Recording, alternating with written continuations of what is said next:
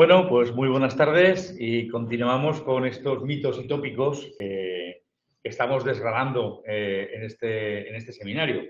Me están preguntando por WhatsApp y algún correo electrónico que si se van a colgar las ponencias. Evidentemente, sí, estamos en UNED. Entonces, todo lo que hacemos se graba y se difunde, que es la única forma de llegar a la España vaciada también. Que los que no tienen oportunidad de vernos porque no pueden venir a EGEA, bueno, pues EGEA va a vuestras casas. Eso también es importante. Y la segunda ponente de la tarde es la profesora Mireia Comas Villá. Mireia Comas es doctora en Historia. Ella ejerce su docencia como historiadora medieval en la Universidad de Barcelona. Es investigadora del Instituto de Culturas Medievales, también de la misma universidad, y ha publicado varios trabajos sobre la viudedad y la escritura de las mujeres en la Edad Media.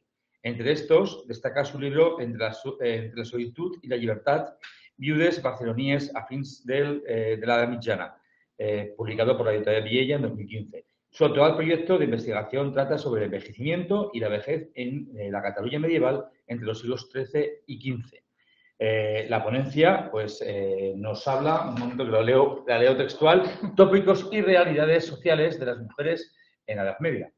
Algo realmente fascinante. Y si no, escuchad. Bueno, muchas gracias, José Luis. Saludos a todos los presentes y también los que estén en línea, y sobre todo quiero agradecer pues, la oportunidad de estar aquí y agradecer a los compañeros de la UNED. Pues empezaré. Es mi primera ponencia con gafas, o sea que no sé cómo lo voy a llevar porque estar mirando al público, eso quiere decir que me he hecho vieja. ¿Ves bien la pantalla? Sí, sí. De lejos no hay problema, el problema es ir. Por eso también me estreno en esta cuestión. Pero, sin más, empezaré. Antes que nada, pues debo confesar, explicar cómo ideé esta conferencia, porque cuando José Manuel Rodríguez me sugirió el tema para hablar en este curso, en este seminario, pues empecé en mi cabeza a buscar ideas.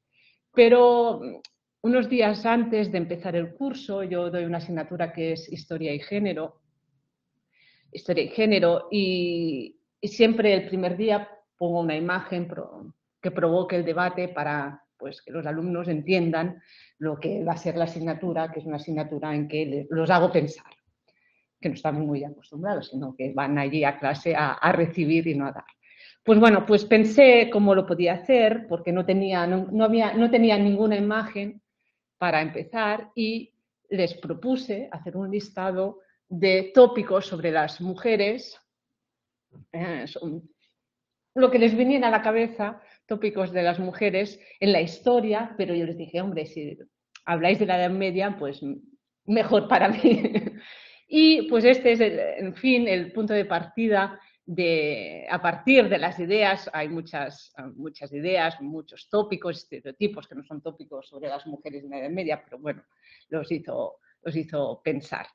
Y es por eso pues, que articularé un poco mi conferencia a partir de las ideas que salieron aquel primer día de clase.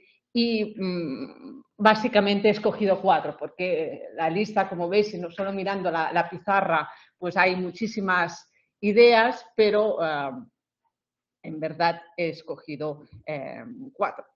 Obviamente salió también el derecho de pernada, aquí en catalán dret de cuixa, pero como Ana ya nos lo ha explicado tan bien, no entraré. ¿Cuáles son los tópicos a los que me referiré? Pues he escogido 4, como he dicho. El primero, no hay fuentes para el estudio de las mujeres. Esto es un tópico que hemos tenido que escuchar muchas historiadoras e historiadores que trabajamos este tema. Las mujeres no sabían ni leer ni escribir, no tenían acceso a la educación. Las mujeres medievales trabajaban en casa, se dedicaban a las tareas domésticas, y las mujeres difícilmente llegaban a viejas porque la mayoría morían en el parto. Pues bien, como el tiempo es limitado, empezaré con el primero. Como he dicho, esta es la afirmación de que no hay fuentes para el estudio de las mujeres. La sufrimos muchas veces las investigadoras e investigadores. sobre todo las pioneras en este campo, es una pregunta que tuvieron que escuchar muchas veces, pero también es una pregunta que en esta asignatura que he dicho sobre género e historia también la hacen los alumnos, pero la verdad es que tenemos un mismo problema para hacer historias mujeres que otros campos de investigación, pues las fuentes son las que hay, lo que importa es ponerse o no las gafas de género o como las gafas de otros temas. Si tú quieres investigar a las mujeres, pues leerás la documentación para buscar a las mujeres. También es verdad que hay otras ideas que hay que tener en cuenta, que sobre los archivos tienen género también, porque pero también sobre otros temas, ¿no? Porque hay una selección de la documentación y se consideraba, pues hasta hace poco, que solo los documentos importantes eran unos determinados y por lo tanto las mujeres no salían en estas fuentes. Pero en verdad, para hacer historia social o cualquier otro tipo de historia, cualquier tipo de fuente nos es válida, no solo hay que querer leer, como decía, las fuentes con estas gafas. A pesar de ello, también cabe decir que las fuentes a veces son silenciosas, pero sobre todo en el tema de las mujeres, pero hay que reinterpretarlas, hay que volver a leerlas y interrogarlas y confrontarlas adecuadamente. Pero bien, vayamos a las fuentes, hay que ir al archivo para buscar las fuentes. Y yo pensando cómo podía rebatir esta idea, pues pensé, fui a lo fácil y fue ir a este proyecto que hemos terminado hace poco, que es trabajar con la documentación carolingia. Es una colección que empezó hace 100 años para publicar toda la documentación de los territorios catalanes antes del año 1000. Es el proyecto CatCar porque la colección de documentos, la publicación sobre estos documentos se llama Cataluña Carolingia. ¿Y por qué hice esto? No es para hacer propaganda del proyecto, sino porque es una base de datos en que están todos estos documentos y yo lo que hice es buscar cuántas mujeres, cuántos registros de mujeres me salen para la Alta Edad Media. Bueno, anteriores al año 1000. Y el resultado fue que un 10% de... no ya un 10%, fue un 9,8% de las referencias son nombres de mujeres. De un total, son 3.934, de un total de 40.304. El resto son 86,5% referencias a hombres y un 3,7% son dudosos, son antropónimos que no se pueden asignar ni a un hombre ni a una mujer. Bueno, pues para empezar ya tenemos unas cuantas mujeres. ¿Por qué nos aparecen? La pregunta es ¿por qué? ¿No? Si la idea es que no aparecen las mujeres en las fuentes, pues en la Alta Edad Media, ¿por qué aparecen tantas mujeres en las fuentes? Esto se debe a lo que llamamos la décima marital. El dote en la Alta Edad Media es una aportación que hace el marido a la mujer. Y esta aportación consiste en un 10% de los bienes. Esto no quiere decir que tiene una propiedad que equivale al 10%, sino que tiene derechos o un 10% de derechos sobre la propiedad, sobre las propiedades que tenga el marido. Por lo que cualquier transacción que se hiciera con los bienes del marido debía contar con la aprobación de la mujer. Además, la mujer automáticamente, una vez viuda, pasaba a ser usufructuaria de los bienes del marido, por lo que también se tenía que contar con la aprobación o el consentimiento de la mujer con estos bienes. Así he elegido uno de los documentos que aparecen en el CatCar y es este,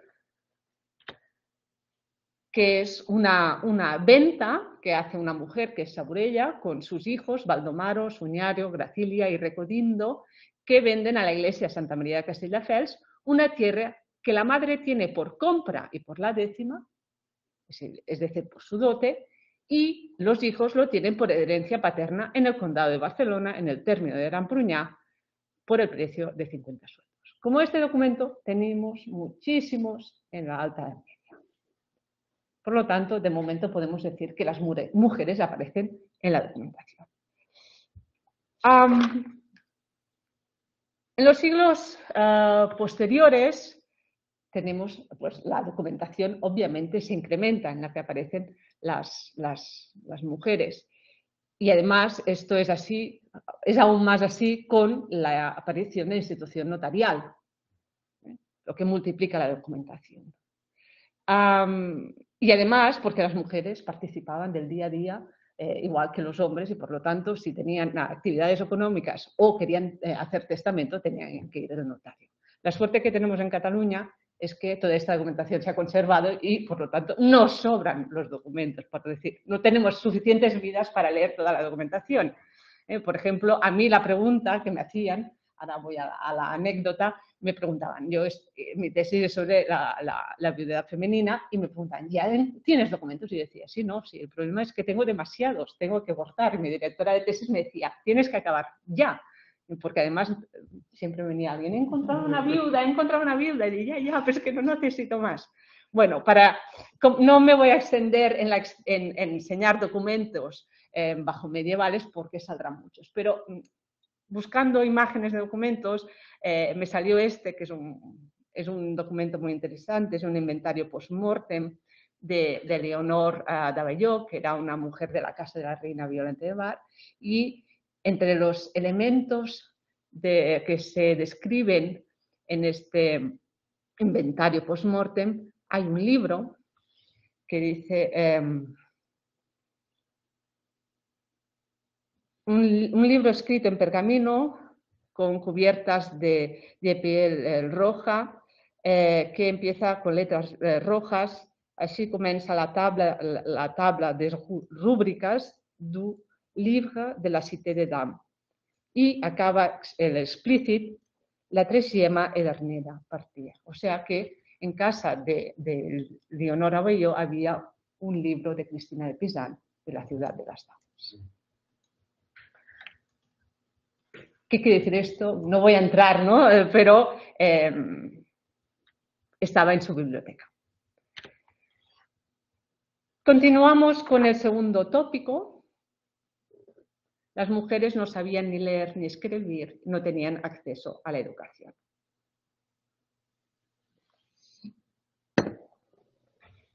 La educación que recibían las niñas habitualmente no solía ser la misma que la que recibían los niños, esto es cierto. La mayoría de la población no creía conveniente que las mujeres, las niñas, recibieran una determinada educación, igual que lo hacían los niños en las escuelas municipales o en las escuelas catedralicias, a las cuales no tenían acceso las mujeres. Por lo tanto, las niñas, teóricamente, no podían ir a la escuela. Así que las niñas eran instruidas en el hogar, en su lengua materna, y generalmente con una preparación única. Algunas aprendían a leer, pocas o menos aprendían a escribir porque el proceso del aprendizaje de la lectura y la escritura está disociado, es decir, primero se aprendía a leer y a lo mejor se aprendía a escribir. Por lo tanto, esto hace que muchas mujeres supieran únicamente leer y pocas escribir al mismo tiempo. Ciertamente los pensadores medievales no se pusieron de acuerdo sobre la conveniencia o no de enseñar a leer y a escribir a las niñas. Algunos pensaban que si las mujeres aprendían a leer, pues esto les abriría las puertas del mal.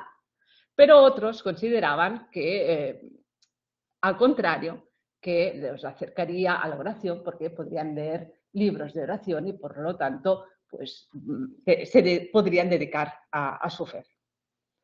Por lo tanto, podrían leer, pero, como os podéis pensar, solo leer determinadas lecturas. En la concepción de Francesc Eiximenis, que era un franciscano de Gerona, que tenía un libro que era el libro de las dones, el libro de las mujeres, decía que la única lectura recomendada para las mujeres, debido a sus beneficios superiores, era la literatura de carácter devocional. Y digo, Carladona, pues lo he traducido, perdonad por la traducción, pero puesto que la mujer, si sabe leer, está dispuesta a orar y a decir muchas oraciones, que es cosa por la que podemos decir que Dios la guardará de todo mal. Leyendo, además, esquivará la ociosidad, cosa que la preservará del mal. Sin duda, la aceptación de este tipo de lecturas, como las más apropiadas para las mujeres, tenía su correspondencia en la composición de las bibliotecas de propiedad femenina, porque mayormente los libros que encontramos en las bibliotecas de mujeres o que pertenecieron a mujeres, la mayor parte de los libros, como decía, son religiosos, aunque hay novelas o, como hemos visto, hay libros de otro tipo.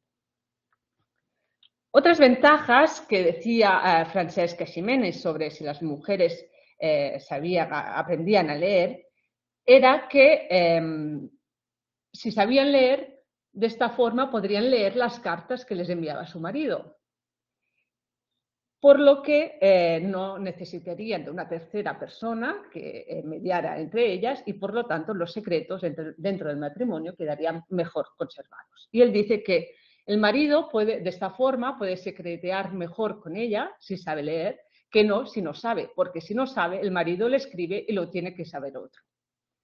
Evidentemente, Francesca Ximenes escribía sus obras pensando en las hijas, las niñas de los estamentos acomodados. No preveía en ningún caso la enseñanza de las letras ni para los hijos ni para las hijas del campesinado, pero sí para las niñas de la burguesía y de la nobleza.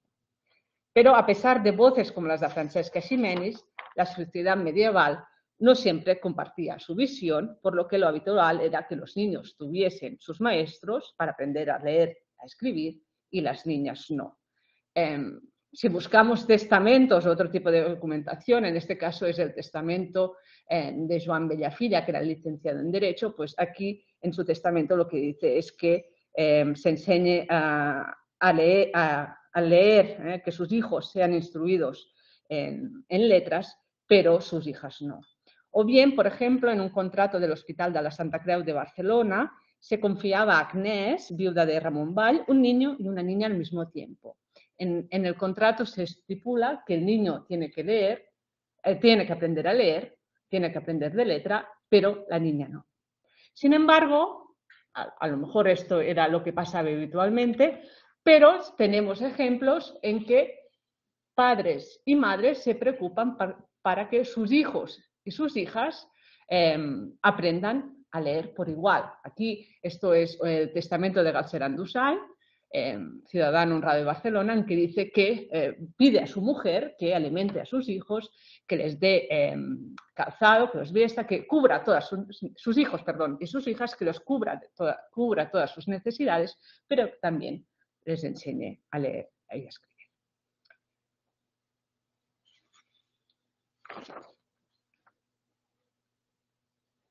Tendríamos más ejemplos de testamentos como este, pero la verdad es que había niñas que sabían leer y escribir. ¿Y cómo lo harían? ¿Dónde aprenderían? Si hemos dicho que las escuelas no estaban pensadas para niñas, pues en casa. En casa, ya sea su madre o el preceptor de los niños, pues también enseñaría a las niñas de la familia. En este caso es un libro de cuentas de Caterina Llull Sabastida, que era una mujer que se dedicaba al comercio. Ella estaba en Sicilia y su hermana estaba en Barcelona y entre las dos controlaban un negocio de comercio. En este libro de cuentas ella tiene un hijo, pero que sabemos que paga a un preceptor para que el niño aprenda a leer, pero no se dice nada de las hijas. Pero dentro de las cuentas vemos cómo se citan libros escritos por su hija Bastida. Bastida se llama así la hija. por lo que debemos deducir que esta niña o esta chica aprendió a leer en algún sitio, igual que su hermano.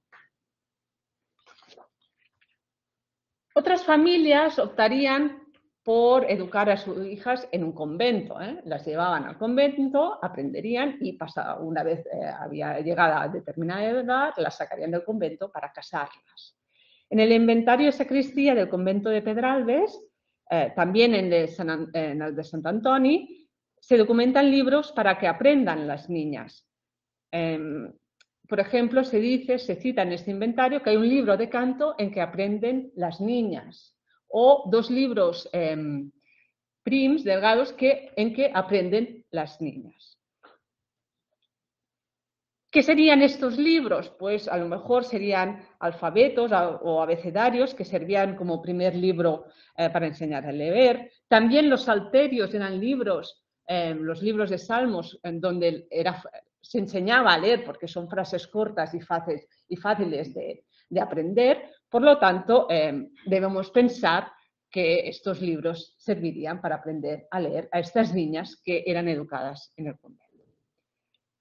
Pero esto, me pueden decir, pero esto solo eran para las niñas de la burguesía, para las niñas de las familias acomodadas. Bueno, tenemos otras fuentes que nos dicen que las niñas de las clases populares también podían aprender a leer.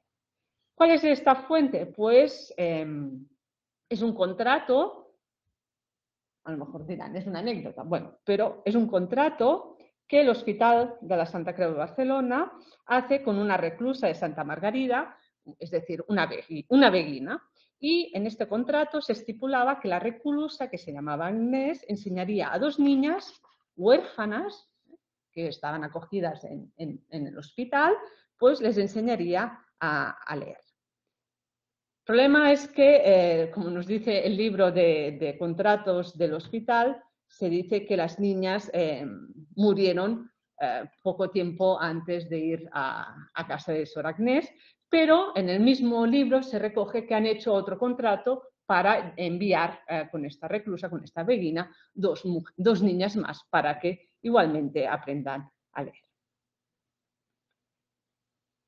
Finalmente, y para terminar con esta cuestión del aprendizaje, debo hacer mención a un fenómeno que se empieza a detectar hacia 1500, cuando comienzan a aparecer algunos testimonios de mujeres que se dedicaron a la educación de niñas y jóvenes. Se trata de educadoras, algunas de las cuales fundaron escuelas de niñas.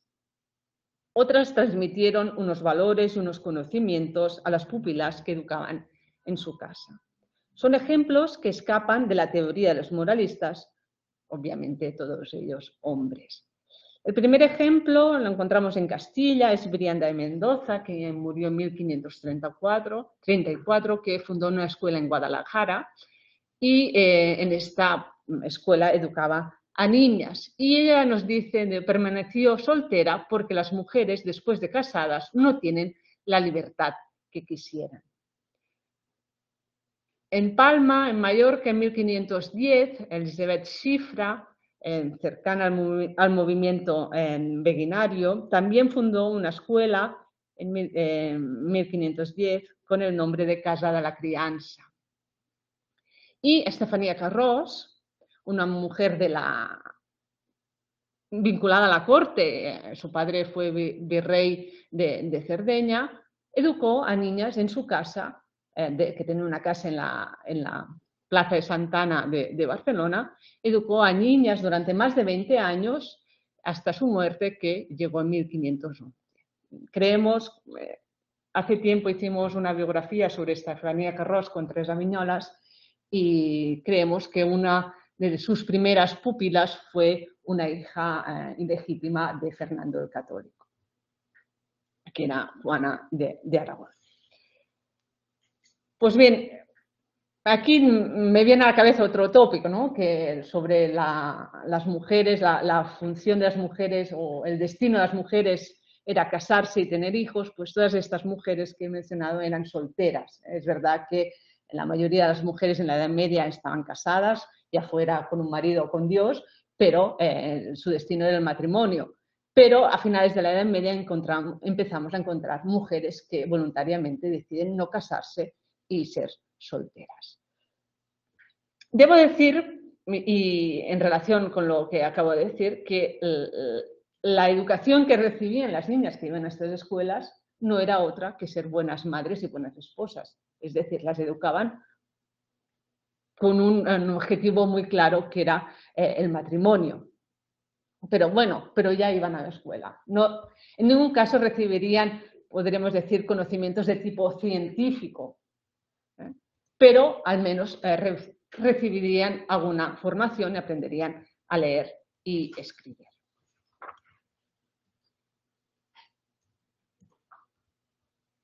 Concluyendo, pues, en este tópico, podríamos decir, ciertamente documentamos mujeres de la nobleza, de la burguesía, que sabían leer y escribir, mujeres que compraban, mujeres que recibían o intercambiaban libros y tenían en sus casas pequeñas bibliotecas.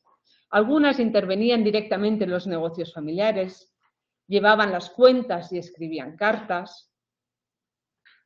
Más allá de la producción literaria, pues las pocas mujeres que se apoderaron de la escritura lo hicieron con una finalidad claramente utilitaria para poder relacionarse, expresarse y administrar su feudo o su propio negocio. Es decir, el aprendizaje, que generalmente tenía lugar en el seno de la propia familia, estaba destinado a satisfacer las exigencias y las necesidades de la vida doméstica y de la actividad profesional. Indudablemente, los documentos de que disponemos constituyen ejemplos aislados de las prácticas femeninas de lo escrito, que evidencian, tal como afirma Luis Amillo, la marginalidad de la mujer del universo gráfico, porque no podemos olvidar que la gran mayoría de las mujeres medievales, como también de los hombres, no tuvieron la posibilidad de acceder a este mundo. Pasamos de tópico. Las mujeres medievales solo trabajaban en casa.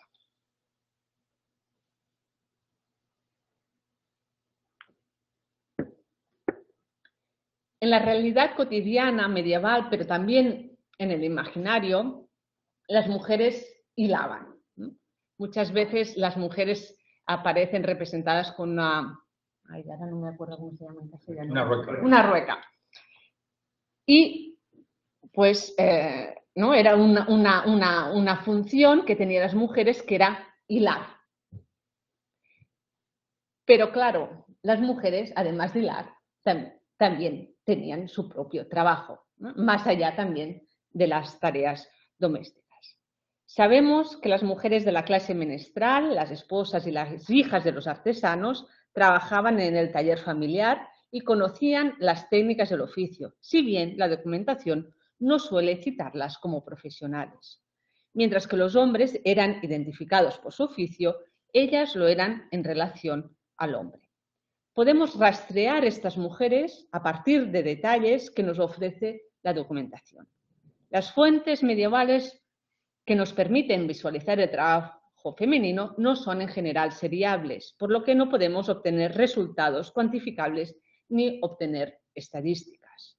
Lo que podemos hacer es analizar la casuística concreta, recuperar los nombres y tareas de profesionales de diferentes oficios y mujeres vinculadas al mundo de los negocios. La actividad económica de las mujeres como productoras y negociantes en Cataluña se encuentra más documentada cuando se trata de una profesión distinta a la del marido. El prototipo de matrimonio que trabaja conjuntamente en el taller familiar, que es a su vez tienda y espacio de formación profesional al que se hace referencia siempre que se habla del trabajo artesanal, si bien respondía a una realidad cotidiana en las ciudades y villas medievales, no queda documentado como tal, ya que solo se menciona al maestro artesano, que a su vez es el dueño y cabeza de familia. De esta forma se nos escapa el papel que tenía su mujer en el taller, la tienda, la formación de los aprendices y la administración del negocio familiar. Es una muestra clásica de lo que los especialistas hace tiempo denominan la presencia invisible de las mujeres. En cambio, documentamos especialmente a lo largo del siglo XIV mujeres casadas y viudas que tenían oficios distintos a los del marido, y que actúan como empresarias, compran materias primas, contratan aprendices y cobran por el trabajo realizado. Por ejemplo, y he dicho, son casos de mujeres elegidos al azar. La mujer de un espadero era costurera, la de un arriero era zapatero, la de un platero tejía redes. Documentamos una sanadora que era viuda de un marinero, una sedera viuda de un sastre, una hiladora esposa de un tundidor, la mujer de un batedor de hoja de oro era sombrerera, la de un pintor era tejedora, la esposa de un platero se definía como maestra de vestiduras sagradas, etcétera, etcétera, etcétera. Ninguna de ellas era asalariada, sino que se trataba de productoras independientes. Aunque la mayoría de las mujeres se dedicaban al sector textil, está bien documentada la presencia de mujeres en el campo del comercio, especialmente en la venta al por menor, ya sea de alimentos, de materias primas elaboradas o semielaboradas o manufacturas que habían producido ellas mismas o habían comprado para revender. Tenemos muchísimos ejemplos de revendedoras. O bien campesinas que comercializaban lo que cultivaban. Las vendedoras eran tratadas por la ley al igual que los hombres. Muestra de ello son las ordenanzas del libro del Consell de Barcelona, que trataba por igual a revendedores y revendedoras, taberneros y taberneras, así como vendedores y vendedoras de aceite, de sal, de uva, de paja, de leña, de volatería, etc. Sin embargo, de manera excepcional, en un bando sobre la prohibición de vender aceite fuera de la plaza, a la plaza del Oli, es decir, la plaza donde se vendía aceite en Barcelona, la pena por somada, es decir, por una cantidad determinada de aceite, era 10 sueldos de carga de hombre y 5 sueldos de carga de mujer. Es decir, aquí sí que se hace distinción. Pero por lo general se citan tanto hombres como mujeres en todas las ordenanzas y las multas, las penas son iguales para unos y para otros. Algunas mujeres estuvieron presentes en el gran comercio por ser hijas y herederas, esposas o viudas de negociantes. Cuando intervenían en este sector como esposas, podían tomar un papel relevante, sobre todo cuando el marido era ausente o ya una vez viudas. Este es el caso de Serena o Sereneta, que estaba casada con Ramón de Tous, mercader que trabajó como administrador de la Condesa de Luna. Tenemos la suerte de tener muchísimas cartas o la correspondencia de Sereneta con su marido, pero también iba a decir con sus amigas, con un conjunto de mujeres de su alrededor que se escribían cartas. Ellas no escriben las cartas, sino son escritas por escribientes profesionales, pero por eso decía Ximénez que es mejor que sepan escribir para no tener para que no haya un tercero que lea y escuche lo que se dicen el marido y la mujer, pero se escribían cartas. Han estado estudiadas por Teresa Viñolas. Y, por ejemplo, en estas cartas sabemos cómo Sereneta se ocupaba del negocio de su marido, porque su marido se había ido a Aragón. Bueno, ella también le dice que tiene un amante en Aragón, porque es verdad que las cartas entre el marido y la mujer cada vez son más distantes, la forma que se llaman, y ella le dice que tiene, bueno, no le dice que tiene un amante, pero se lee entre líneas que precisamente se queja de esta situación. Pero bueno, lo que íbamos. Ella se ocupa del negocio familiar, compra y vende y mira los precios cómo van cambiando para poder comprar en el mejor momento. Esto podría ser la participación, podríamos decir, en el pequeño comercio o de escala media, está bien documentada. Es más difícil documentar la participación de las mujeres en el comercio internacional, sobre todo porque con el rey Martí, a partir de una orden del rey Martí, se prohíbe que las mujeres ejerzan el comercio a larga distancia. Pero bueno, esto no quiere decir que no participen ellas. Yo siempre digo que una cosa es lo que dice la ley y después lo que encuentras en la documentación. Y por lo tanto tenemos ejemplo, ya hemos visto, os he presentado antes a Catarina Luisa Bastida, pero podremos encontrar más ejemplos. Quiero detenerme un momento para ejemplificar todas estas cuestiones que estamos hablando ahora sobre el trabajo de las mujeres y centrarme en la figura de una mujer concreta que es Sancha Ximénez de Cabrera, señora de Novallas.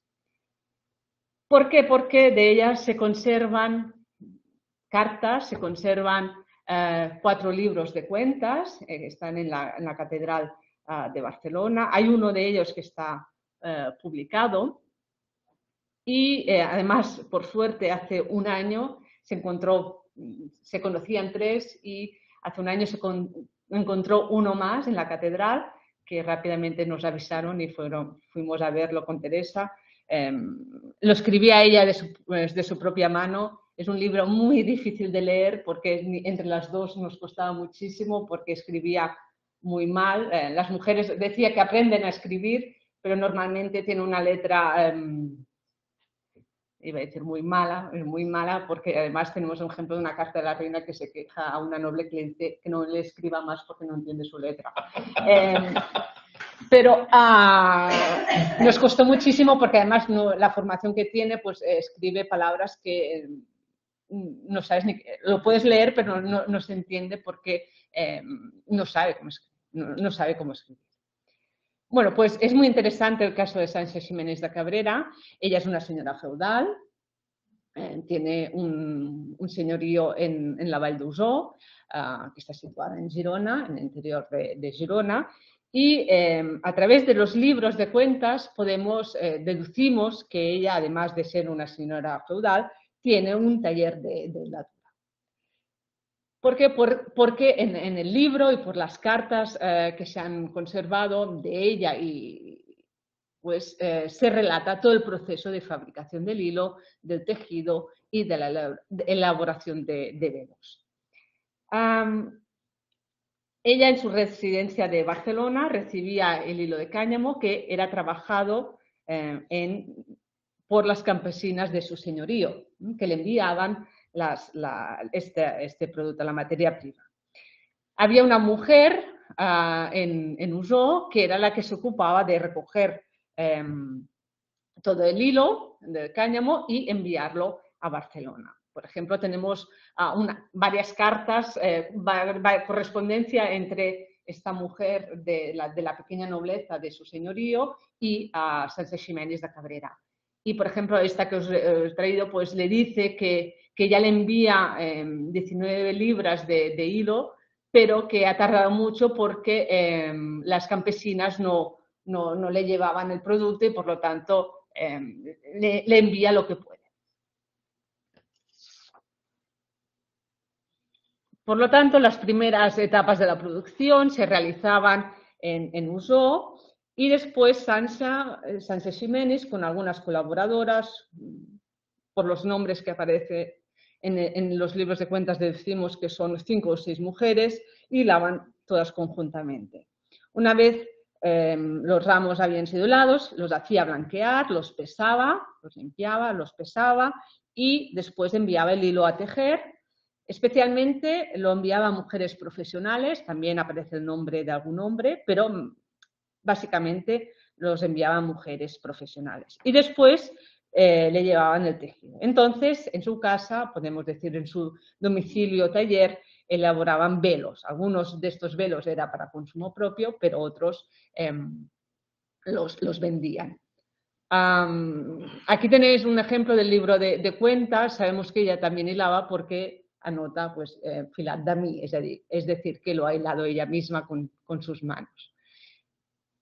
El libro es bonito, además, no solo porque ahí le escribe todas sus cuentas, sino se puede deducir el proceso. El de 1440 a 1444 es el que está editado. También pues, hay una receta, hay también una canción, lo que se encuentra a veces en el libro de cuentas. En el último que encontramos hay un remedio para las lombrices del...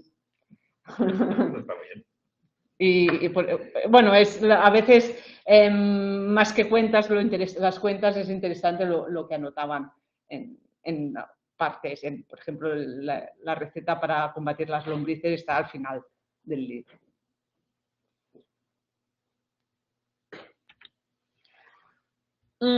Otra cuestión relacionada con el trabajo sobre la cual quiero hablar es sobre la maestría femenina en los oficios. Es decir, tenemos mujeres que ejercían de maestras. Muchas veces cuando pensamos en los gremios, cuando pensamos en las corporaciones de oficios, siempre tenemos esta idea que es un mundo reservado a los hombres. Es verdad, muchos gremios no aceptaban las mujeres entre sus miembros. Podríamos decir alguna cosa más sobre ese aspecto, pero entonces decimos las mujeres no podían ser maestras porque no hacían exámenes.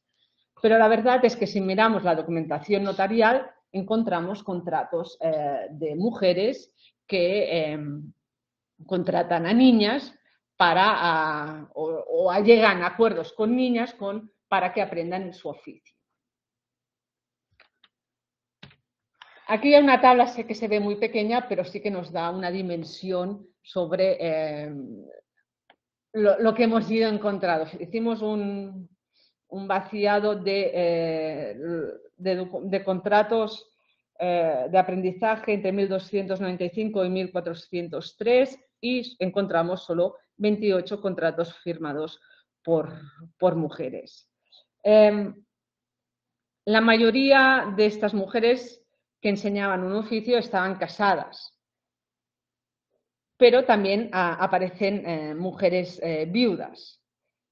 De 2 mujeres no se hace mención sobre su estado civil, las 2 eran costureras. A lo mejor era porque eran solteras, no lo sabemos. La mayoría de los oficios están relacionados con el sector textil y en la mayoría de los casos son mujeres que contratan a niñas. Pero también tenemos 3 casos en que hay 3 mujeres que contratan a niños. He seleccionado uno, que es el caso de una mujer para comentar, una mujer que es Francesca, que era viuda del algodonero Bartomeu Sala, quien continuó el negocio del marido. Y esta mujer contrata a un chico de 13 años que procede de Alcañiz y el cual prometió que estaría con ella para enseñarle su oficio y para que él la sirviera en todo lo que ella le mandara. El contrato era para un periodo de 3 años. Pero también encontramos a 2 hombres que contratan a niñas. Esto aún es más excepcional, pero lo encontramos. Y en este caso, uno de los hombres es tejedor y el otro es mercero. Por tanto, a partir de estos datos sobre el aprendizaje en Barcelona, y de acuerdo con la muestra que presentamos, podemos ver que también en este caso había una estricta división sexual del trabajo, es decir, había trabajos para mujeres, había trabajos para hombres y las mujeres enseñan oficios a niñas y los hombres enseñan oficios a los niños. Pero ya hemos visto que hay excepciones. Debo decir, pero, que la mayoría de contratos de niñas son para servir, no son para aprender un oficio. Cuando llegaban a determinada edad, las niñas se contrataban para ir a servir a casas, no aprender un oficio. Pero tenemos ejemplos de mujeres que aprendían un oficio. He dicho antes que sobre las corporaciones de oficio, que sobre todo a medida que avanzan los últimos siglos medievales, pues van cerrando las puertas a las mujeres. Hay gremios que son más estrictos que otros que prohíben inmediatamente que las viudas puedan continuar con el oficio del marido. Hasta el punto que tenemos el caso que estudió Pierre Bonacieux, de que la viuda de un tejedor que continuaba tejiendo en su casa pues se presentaron los hombres del gremio, los miembros del gremio, los jurados del gremio, y arrancaron de la pared el telar para que esa mujer no pudiera seguir tejiendo. Entonces tuvo que intervenir el Consell de Cent, los magistrados de la ciudad, para al menos dar 3 meses de tiempo a esta mujer para que pudiera conseguir otra forma de vida y para poder seguir tener algo con que comer. Este es un caso extremo, pero sobre todo los tejedores, que es donde había más competencia y era el sector más fuerte en Barcelona, pero hay otros gremios que aceptan que las mujeres, las viudas, continúen el negocio del marido. A veces si tienen un hijo varón, pues se les permite continuar, o bien se les permite si contratan a un oficial que continúe con el taller.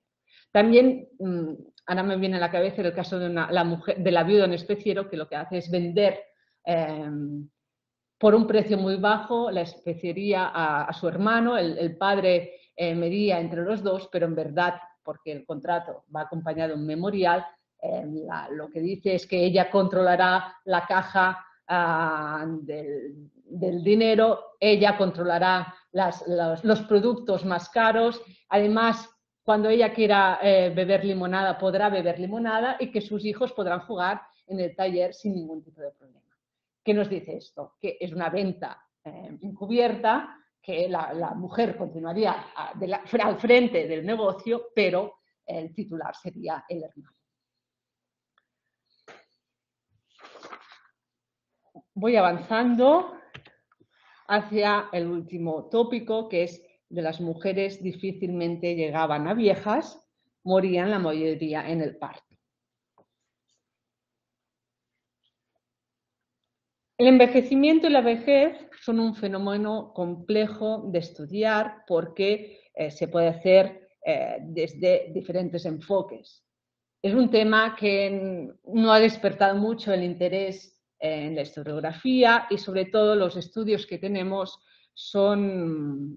tienden a fijarse en lo que se llama las edades del hombre, es decir, estudian en la infancia, la adolescencia, la edad adulta, la vejez, pero a partir del hombre, como si las mujeres no hubieran tenido estas edades.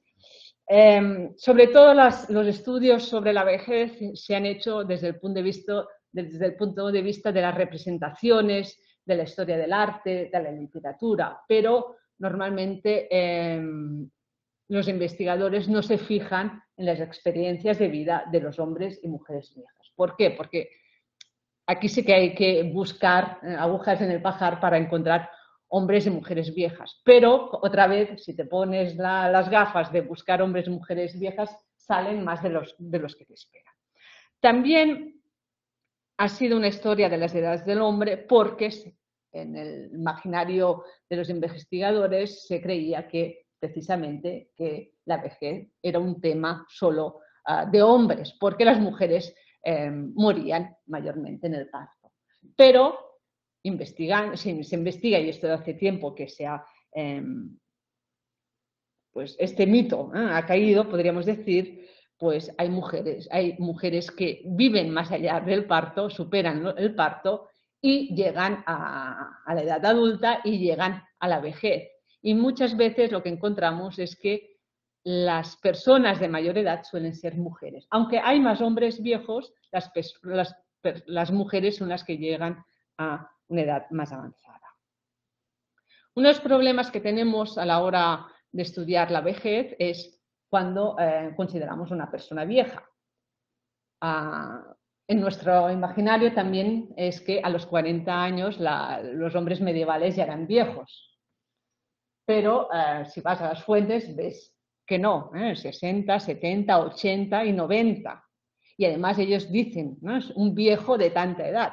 Porque, creo que un ejemplo, esto es un registro del libro de enfermos del Hospital de la Santa Creu. Pues cada vez que entraba un enfermo se anotaba el nombre de bueno, a veces se anotaba más y a veces se anotaba menos, pero se anotaba el nombre de la persona. A veces se dice la edad, A veces se dice de que está enfermo, pero sobre todo lo que le interesaba al hospital es saber las propiedades, la ropa que llevaba, porque si salía del hospital esta persona, se le tenía que devolver lo que llevaba consigo, pero si moría, pues podía quedar para el hospital o a lo mejor lo reclamaban los herederos. Bueno, en este caso es una mujer que dice que tiene 80 años. Clara, que era viuda de Antonio Amorós, que era de Tárrega, tenía 80 años y dice que llevaba ropa muy vieja y que no tenía ni dinero ni propiedades. Claro, y podemos decir, ¿no? Tenemos mujeres de 80, a veces dice que son viejos, entonces ya nos vale a nosotros, pero también a veces dicen, para contrarrestar esta idea de cuándo eran viejos, se nos dice que hay jóvenes de 26 y 28 años. Por lo tanto, la edad adulta era más o menos como ahora. Nuestra idea que ya eran jóvenes, se consideran jóvenes o eran adultos a una temprana edad, cuando vemos las fuentes nos dicen otra cosa. A mí me sorprendió mucho y me alegró encontrar cuando decían un joven de 28 años. Y no solo una vez, sino más.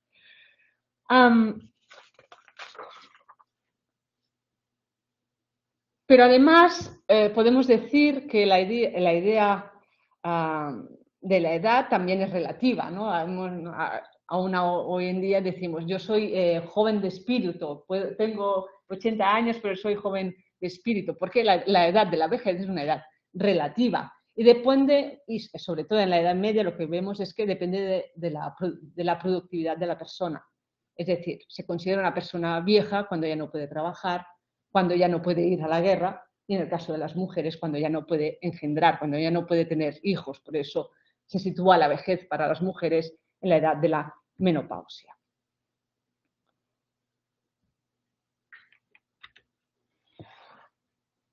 ¿Cuántos viejos había en la Edad Media? ¿Cuántas viejas había en la Edad Media?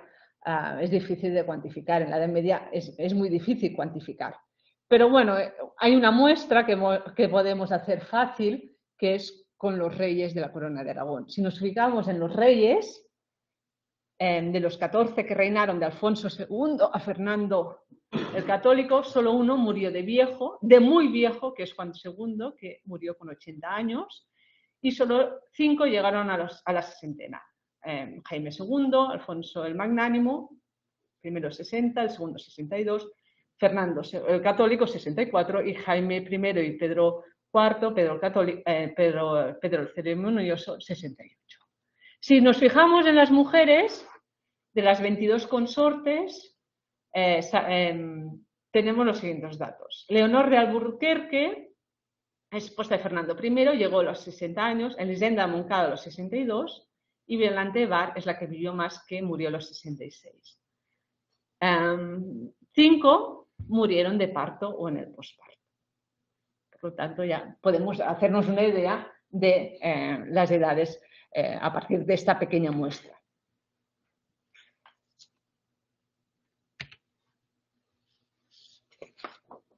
Como veis, una de las fuentes que estamos trabajando son las fuentes hospitalarias del Hospital de la Santa Creu, también el Hospital de Sant Joan de Perpiñán, y son libros de entradas de enfermos que encontramos hombres y mujeres viejas. Es más difícil encontrar, es verdad, en el hospital es más difícil encontrar mujeres viejas que hombres viejos. Pero hay. Este ejemplo, que es de Sant Joan de Perpinyà, es de una mujer que era una beguina que fue llevada por 4 hombres, por 4 personas al hospital. Se dice que tenía 90 años y toda la ropa que lleva es de muy mala calidad, es muy vieja y que casi no tiene nada. Lo más interesante para mí de este caso son los testigos, las personas que están allí, ¿no? Cuando el enfermero o el notario tomaba nota de la entrada, pues había los testimonios allí. Y aquí, perdonad, aquí se ve, dice todos los del hospital. Es decir, todo el personal del hospital fue a ver la llegada de esa mujer tan vieja, que no se aguantaba, que no podía andar. Muchos se nos dice que llegan en litera, porque son viejos y ya no pueden andar. Pero también tenemos otro tipo de fuentes para estudiar, por ejemplo, hombres y mujeres viejas o viejos que deciden pasar el resto de sus días en un hospital. Pero decía que hay menos mujeres. ¿Por qué? Pues probablemente porque la opción del hospital o la opción de ir a un sitio extraño a pasar los últimos días de la vida, o que estás tan enfermo que ya no puedes, que necesitas atención inmediata, lo más habitual en las mujeres no era ir al hospital, sino recurrir a familiares, recurrir a las redes de solidaridad femeninas. Y por eso no hay tantas mujeres que vayan al hospital. Ya voy más allá de las viejas, sino si contamos las mujeres y los hombres que entran en el hospital, el número de mujeres es mucho más menor. Pero además porque los trabajos, a pesar de las redes, podríamos que preferían la asistencia privada o la asistencia de personas cercanas, lo que vemos también es que los hombres ejercían oficios que conllevaban más peligro, más riesgo de accidente. Por ejemplo, hay muchos marineros que llegan al hospital, que están en el barco y están enfermos y los llevan al hospital. Y también una tercera razón podría ser que las mujeres tenían ciertos conocimientos que pasaban de generación en generación que les permitía cuidarse, elaborar pequeñas medicinas o con recetas, ¿no? Pues un caldo, lo que sea, una tisana, lo que sea. Y ya para terminar, para ejemplificar estas relaciones más cercanas con familiares y amigos que acogen a viejos, o en este caso a viejas, que es lo que les interesa, que es más difícil de rastrear, es mucho más difícil de rastrear, pero a veces encontramos ejemplos de personas que son acogidas por otras. Y en este caso es un contrato notarial en que dos mujeres, Margarida, que es viuda del fabricante de espadas Naval Parellada, y Rumía, que era viuda de Galcerán Vilella. Esta segunda es de una parroquia de Girona, pues llegan a un acuerdo que la de Girona, cuidará a la otra, y esta Margarida pues la acogerá en su casa y le pagará los gastos. Esta es una cuidadora, son primas, y se busca esta prima, llega a un acuerdo con esta prima para que la cuide. Por lo tanto, también tenemos una asistencia a las personas viejas, a las mujeres viejas, no solo en hospitales, sino también en casa.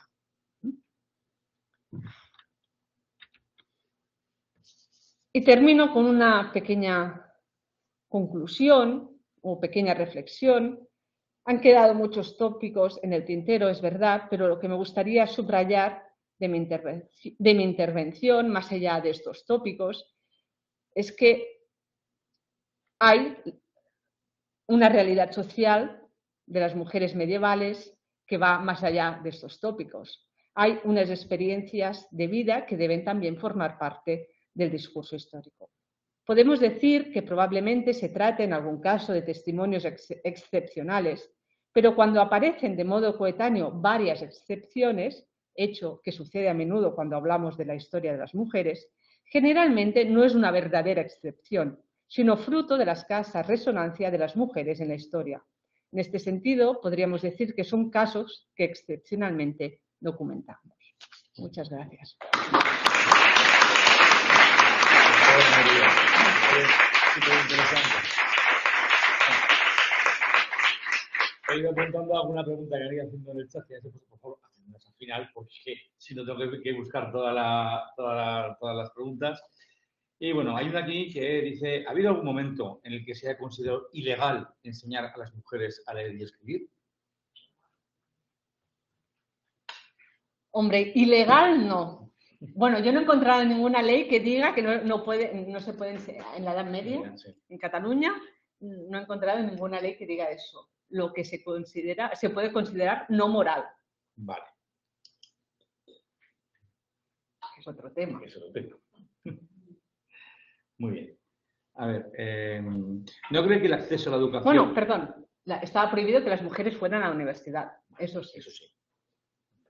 Estudios superiores. Estudios superiores. ¿No cree que el acceso a la educación es muy minoritario y por lo tanto no es tópico?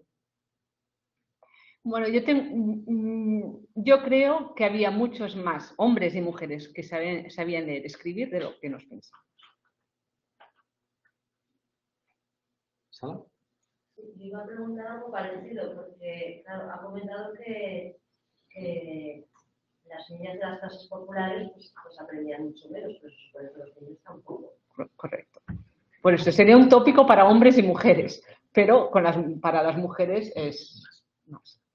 Pero yo pienso, porque hay mucha producción escrita, y por lo tanto, al menos algunos saben poner su nombre.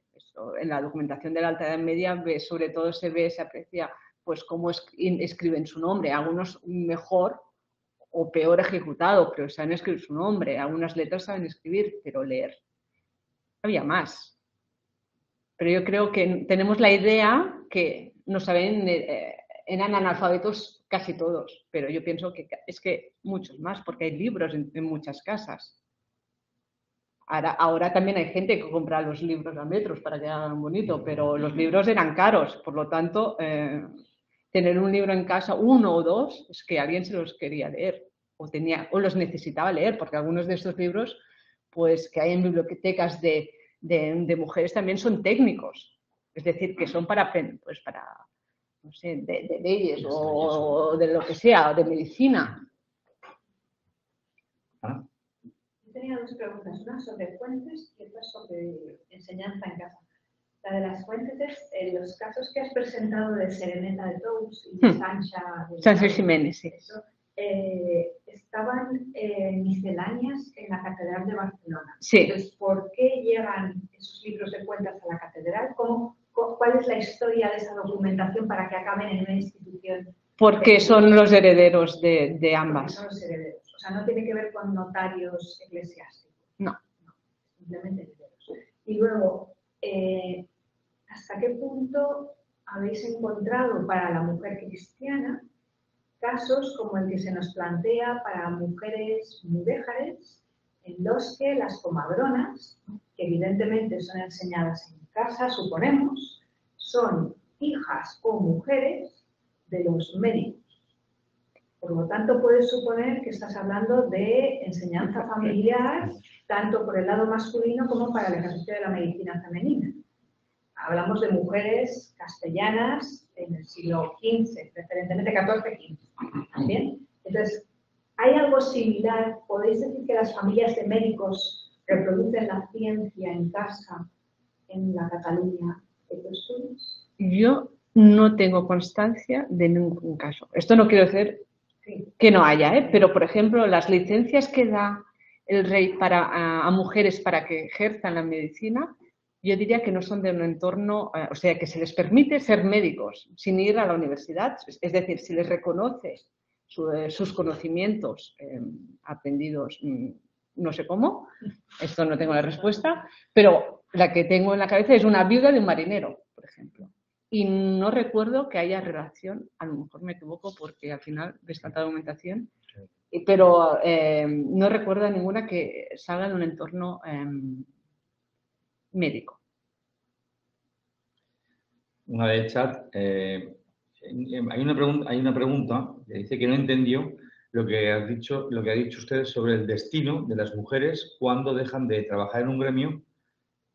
Algo cuando empiezan desde niñas, es decir, desde niñas son educadas en el gremio y cuando dejan de trabajar, ¿cuál es su destino? Pues, o buscarse otro trabajo. Tenemos ejemplos de mujeres, de viudas que van a servir. Es decir, viudas que una vez a lo mejor se quedan, no tienen hijos, no lo sabemos, pero hay contratos de mujeres viudas que a lo mejor ya no pueden trabajar en lo que trabajaban y la única salida que tienen es servir, ¿no? O van a la indigencia o ya son, o casarse otra vez. Depende de la edad, es que la edad es un factor importante en el caso de las viudas. Si son jóvenes pueden volverse a casar, pero si son mayores es más difícil.